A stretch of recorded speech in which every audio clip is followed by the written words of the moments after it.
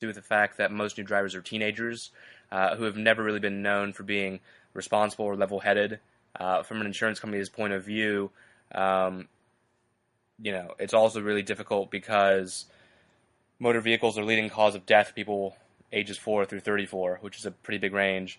The reason that new drivers are so hard to get insurance for, though, is that there's no driving record because they've never driven before. There's no credit history because usually, they're minors, they're under 18.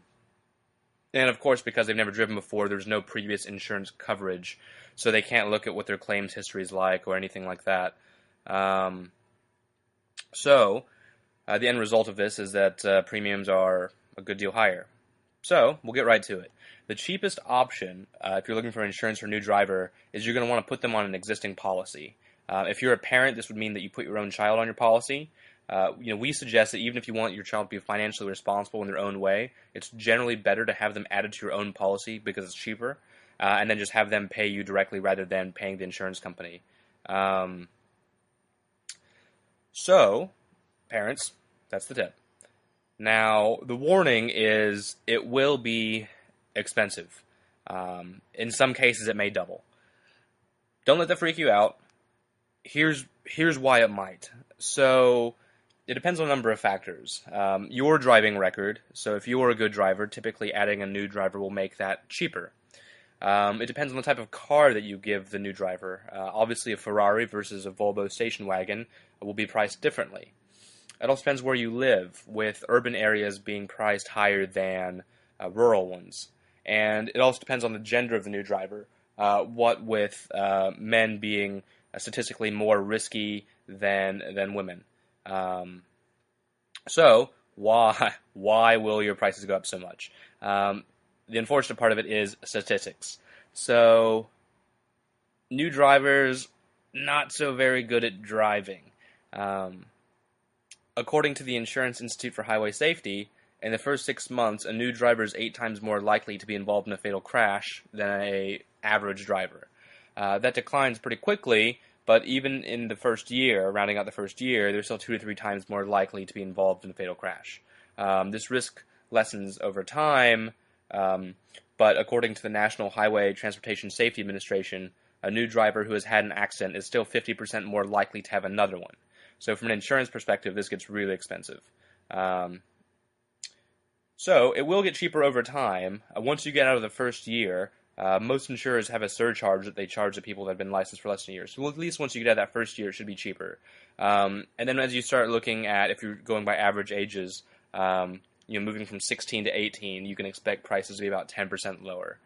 Now, okay, so the important parts of how to lower this.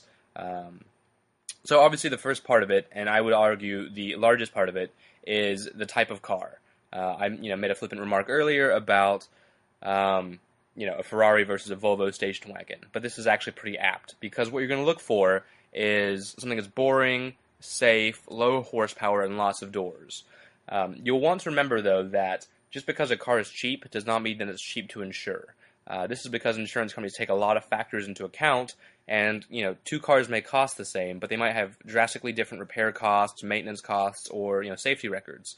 So, the easiest thing to do is to either ask your insurance agent, but that's quite cumbersome. But you can use a service like Leaky, which will let you try different options for cars, swap them in and out, and you'll get a better idea of what's a good car to insure.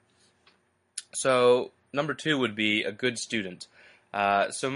We've poured through over 20,000 insurance documents to build Leaky, and I can say that almost every, if not every insurance company offers a discount to full-time students if you're a good student. This is sometimes 5 to 10%, which can add up to several $100s a year.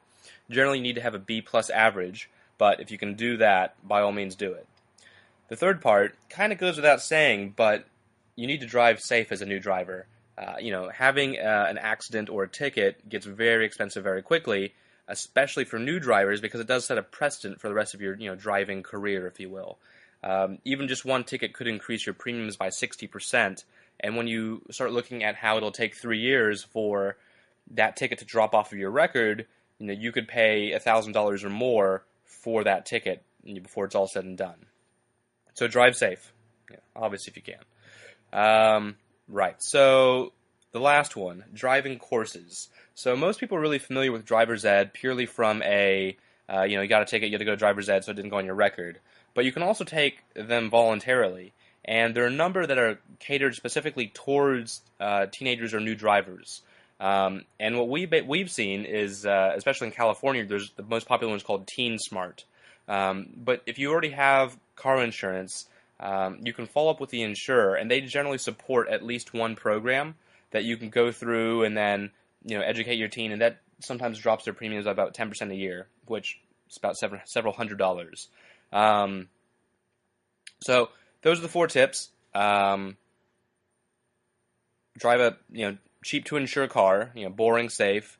Be a good student. Drive safe. Take driving courses. And that's about the best you can do. And over time, as you start reaching kind of the mid-20s, you'll no longer be penalized for being a newly licensed driver. If you're more curious about either adding a new driver or a teenager to your policy and how it will affect your insurance rates, you should check out Leaky.com's auto insurance comparison tool. We'll let you swap in new drivers,